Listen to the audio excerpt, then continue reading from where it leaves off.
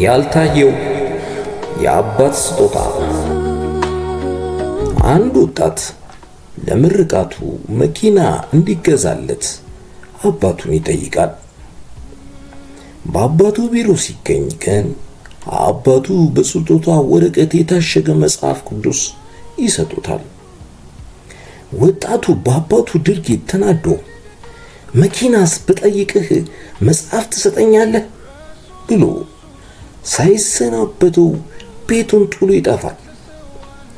ከብዙ ዓመታት በኋላ አባቱ ሲሞቱ ወደ ቤቱ ተመልሶ ያንን የሰጡትን መጽሐፍ ቅዱስ ገልጦ ሲያየው በመጽሐፉ መሃል ለፈለገው መኪና የተከፈለበት ደረሰኝና ቁልፍ ተቀምጦ ያገኛል።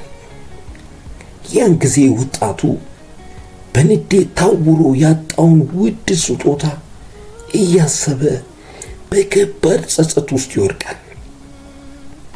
ንዴትና ትዕግስት ማጣት የሕይወታችን ትልቅ በረከት እንዳናይ ዓይናችንን ይጋርዳልና ትዕግስትን የሕይወታችን መርህ እናርጋት። ሰናይ ጊዜ።